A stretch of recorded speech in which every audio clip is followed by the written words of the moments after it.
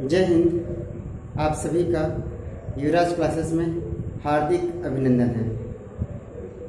आज के इस भाग में हम लोग जो है बायोलॉजिकल क्लासिफिकेशन ऑफ सिस्टम का जो सीरीज चल रहा है, इस सीरीज के अंतर्गत हम लोग तीसरा भाग देखेंगे और इस भाग में हम लोग जो है 3 किंगडम क्लासिफिकेशन ऑफ सिस्टम के बारे में हम लोग डिस्कस करेंगे। इसके पहले 2 किंगडम क्लासिफिकेशन ऑफ सिस्टम हम लोग देख चुके थे, जो कार्लस लिनियस के द्वारा दिया गया था। उनके अकॉर्डिंग जो है सभी जीवित जंतुओं और वनस्पतियों को, यानी सभी जीवों को जो है 2 जगत में रखा गया था। एक जो है पादप जगत था और एक जंतु जगत था, जिसको किंगडम प्लांटी और किंगडम एनिमलिया के नाम से जाना जाता है, ठीक है। लेकिन बाद में जो है अर्नेस्ट हेकल ने एक नए किंगडम क्लासिफिकेशन को इंक्लूड किया, उन्हीं कार्लस लिनियस के किंगडम क्लासिफिकेशन में, अर्थात तीसरा किंगडम इन्होंने इंक्लूड किया कार्लस लिनियस के क्लासिफिकेशन को ही बेस मानकर। और तीसरा कौन था वही हम लोग जानेंगे, चर्चा करेंगे। तो देखिए 3 किंगडम क्लासिफिकेशन के अकॉर्डिंग जो है ऑल लिविंग ऑर्गेनिज्म को 3 किंगडम में क्लासिफाइड किया गया है। वो 3 किंगडम कौन कौन से हैं? प्रोटिस्टा किंगडम, प्लांटी किंगडम और एनिमलिया किंगडम। हम लोग प्रोटिस्टा के बारे में ही डिस्कस करेंगे, क्योंकि किंगडम प्लांटी और किंगडम एनिमलिया का डिस्कशन जो है हम लोग पहले वाले यानी 2 किंगडम क्लासिफिकेशन में क्या कर लिए हैं, चर्चा कर लिए हैं। तो इसमें जो होता है स्पेशली हम लोग प्रोटिस्टा के बारे में ही डिस्कस करेंगे, क्योंकि ये जो 3 किंगडम क्लासिफिकेशन का जो बेस है यह कार्लस लिनियस का ही है। और इन्हीं कार्लस लिनियस के किंगडम क्लासिफिकेशन में ही अर्नेस्ट हेकल ने एक तीसरा किंगडम जोड़कर जो है एक नया सिस्टम ऑफ क्लासिफिकेशन का कॉन्सेप्ट इन्होंने रिप्रेजेंट किया। देखते हैं ये तीसरा किंगडम क्लासिफिकेशन क्या है। तीसरा किंगडम इन्होंने प्रोटिस्टा को जोड़ा।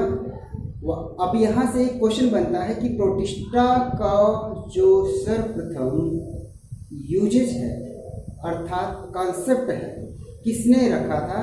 तो अर्नेस्ट हेकल ने ही सर्वप्रथम प्रोटिस्टा किंगडम का कॉन्सेप्ट रखा, ठीक है। अब प्रोटिस्टा किंगडम के अकॉर्डिंग क्या क्या होते हैं इसमें हम लोग देखते हैं।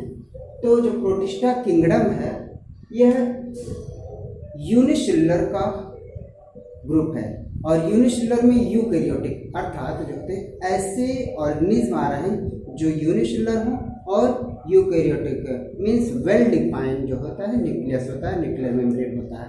ये सबसे इम्पोर्टेंट कैरेक्टरिस्टिक्स है किंगडम प्रोटिस्टा का। तो इसके जो ऑर्गेनिज्म है वो क्या है? यूनिसेलुलर है, यूकैरियोटिक एंड मोस्टली एक्वाटिक होते हैं। क्या होते हैं? एक्वाटिक होते हैं, अर्थात जलीय जीवन रखते हैं, ठीक है। लेकिन इसमें एक खास बात और है कि जो बाउंड्री लाइन है ये वेल डिफाइंड नहीं होता है किंगडम प्रोटिस्टा के ऑर्गेनिज्म में, ठीक है। अगर जो एग्जाम्पल की बात करते हैं हम लोग प्लांटी का और एनिमलिया का हम लोग 2 किंगडम क्लासिफिकेशन में एग्जाम्पल देख लिए थे। जैसे एनिमलिया की बात करते हैं तो एनिमलिया में वर्टिब्रेट, इनवर्टिब्रेट और प्रोटोजोअन्स को रखा गया था, जबकि प्लांटी में जो है बैक्टीरिया को रखा गया था, फंगी को रखा गया था, एल्गी को रखा गया था, क्लेमाइडोमोनास, ऐसे बहुत सारे ऑर्गेनिज्म को रखा गया था। लेकिन यहाँ पर थोड़ा सा चेंजेस इन्होंने किया है। चेंजेस क्या किया है कि जो प्रोटोजोअन्स थे वो सबके सब जो है किंगडम प्रोटिस्टा में रख दिए, जबकि यह प्रोटोजोअन्स जो होता है वह 2 किंगडम क्लासिफिकेशन के अकॉर्डिंग जो है एनिमलिया का यह हिस्सा था, यानी मेंबर था, ठीक है। इसके साथ साथ इन्होंने जो फंगी हैं, एल्गी हैं, इन सबको 2 किंगडम क्लासिफिकेशन में जो है प्लांटी किंगडम में रखा गया था, जबकि इन्होंने कैरोलस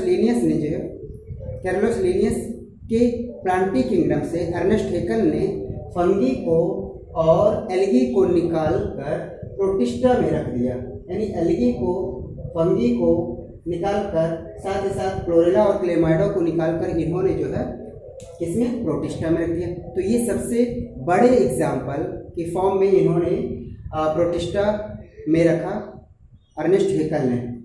क्या क्या एग्जाम्पल के फॉर्म में हम लोग देख सकते हैं, यानी प्रोटिस्टा में फंगी को रखें, प्रोटिस्टा में प्रोटोजोअन्स को रखें, प्रोटिस्टा में एल्गी को रखें, प्रोटिस्टा में बैक्टीरिया को भी रखें, यहाँ तक कि स्लाइमोड्स, क्लोरेला, क्लेमाइडोमोनास, ये सारे के सारे इन्होंने प्रोटिस्टा में ही रखा। ठीक है ना। ये दो एग्जाम्पल के फॉर्म में थे, क्या क्या थे क्या नहीं थे, यानी कैसे कैसे ऑर्गेनिल्स को जो है इन्होंने प्रोटिस्टा में रखा, और फिर जो है एज इट इज़ जो है प्लांटी में वही सारी चीज़ें हैं, सिर्फ फंगी को, एल्गी को इन्होंने उठाकर जो है किस में रखा, बैक्टीरिया को उठाकर जो है प्रोटिस्टा में रख दिया। बात करते हैं एनिमेलिया की, तो एनिमेलिया में वर्टिब्रेट, इनवर्टिब्रेट, प्रोटोजोअन्स थे, ये कैरोलस लिनियस के अकॉर्डिंग थे, जबकि इसमें जो है इन्होंने एनिमेलिया में वर्टिब्रेट और इनवर्टिब्रेट को रखा, जबकि जो प्रोटोजोअन्स थे उसको निकाल दिया। ये हम लोग डिस्कस कर चुके हैं। अब बात करते हैं जो प्रोटिस्टा की जो ऑर्गेनिज्म है उनकी लाइफ स्टाइल कैसी है। यानी लाइफ स्टाइल का मतलब इनके रहने का, इनके तौर तरीके कैसे थे, यानी पूरी जीवन शैली कैसी थी। तो अगर जो बात करते हैं लोकोमोशन की, प्रोटिस्टा किंगडम के अकॉर्डिंग जो ऑर्गेनिज्म है इनके लोकोमोशन में क्या क्या चीज़ें हैं, यानी लोकोमोशन ये कैसे करते हैं, one place to another place कैसे मूव करते हैं, तो ये 3 चीज़ों के हेल्प से ये मूव करते हैं, सीलिया के, सीडोपोडिया के और फ्लैजला के। सीलिया के एग्जाम्पल, यानी सीलिया में मूवमेंट, सबसे तेजी से मूवमेंट किससे होता है, ये पूछा गया क्वेश्चन है। तो सीलिया से सबसे तेजी से मूवमेंट तो होता है, और सीलिया जो है जनरली पैरामीशियम में पाया जाता है। तो पैरामीशियम टाइप के एनिमल्स जो हैं वो किससे मूव करते हैं, सीलिया में से, यानी मेन लोकोमोटरी आर्गन पैरामीशियम की बात करते हैं तो सीलिया है। अब सीलिया क्या होता है, जो हेयर लाइक स्ट्रक्चर होते हैं पूरे बॉडी पर वही सीलिया कहलाता है। अगर जो सिंगल में देखा जाए तो सीलियम होता है, और ग्रुप में देखा जाए तो वो सीलिया होता है। बात करते हैं सीडोपोडिया, एक नया लोकोमोटरी आर्गन था सीडोपोडिया। तो सीडोपोडिया जो थे ऐसे एनिमल्स में देखे गए, ऐसे ऑर्गेनिज्म देखे गए, जैसे अमीबा की बात करते हैं तो अमीबा में जो मूवमेंट है वो किसके द्वारा होता है, सीडोपोडिया के द्वारा होता है। किसके द्वारा होता है, सीडोपोडिया के द्वारा होता है। और बात करते हैं फ्लैजला की बात करते हैं, तो फ्लैजला में जो है, फ्लैजला में जो लोकोमोटरी ऑर्गन था, सॉरी यूग्लिना में लोकोमोटरी ऑर्गन फ्लैजला है। इसके साथ साथ ट्रिपैनोसोमा में भी फ्लैजला से ही लोकोमोशन होता था। तो यानी जो लोकोमोटरी ऑर्गन थे फाइलम प्रोटिस्टा के अकॉर्डिंग वो सीलिया था, सीडोपोडिया था, फ्लैजला था। अब बात करते हैं, एक एग्जाम्पल भी हम लोग देख लिए कि सीलिया से लोकोमोशन किस में होता है, पैरामीशियम में। सीडोपोडिया से लोकोमोशन किस में होता है, तो जो है अमीबा में। फिर जो है फ्लैजला से लोकोमोशन किस में होता है, तो ट्रिपैनोसोमा और यूग्लिना में। अब बात करते हैं दूसरा लाइफ स्टाइल की बात करते हैं, न्यूट्रिशन कैसे होता है। तो न्यूट्रिशन जनरली जो होता है 3 टाइप के इसमें देखे गए हैं। एक तो ऑटोट्रॉपिक होते हैं जो अपना भोजन स्वयं से बनाते हैं, ग्रीन पिगमेंट के, यानी प्रकाश संश्लेषण यानी फोटोसिंथेसिस करके करते हैं।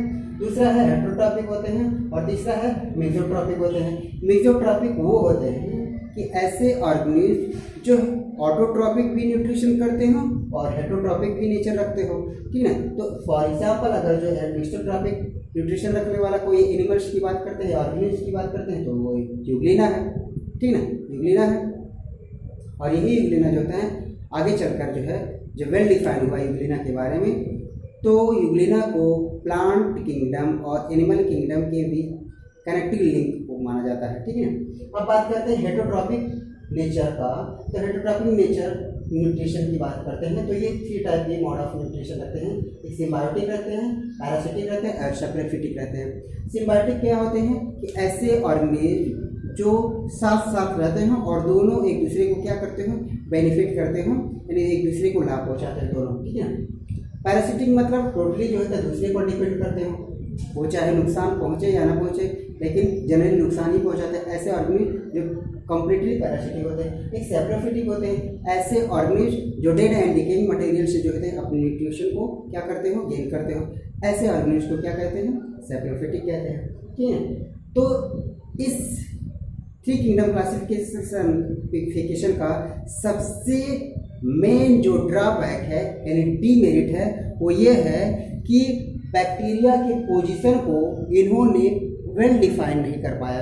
यानी बैक्टीरिया जो है ये प्रोटिस्टा में है तो किस बेस पर है, प्रोटिस्टा में है किस बेस पर है, इसको यह क्लासिफाइड या जस्टिफाई नहीं कर पाए। तो मेन इसके डीमेरिट्स थे। उम्मीद करते हैं कि थ्री किंगडम क्लासिफिकेशन जो अर्नेस्ट हिकल ने दिया था वह समझ गए होंगे, और उम्मीद करते हैं यह हम सभी के लिए जो है एग्ज़ाम के पॉइंट ऑफ व्यू से बहुत ही हेल्पफुल होगा। तो आज के लिए बस इतना ही, तब तक के लिए जय हिंद जय भारत।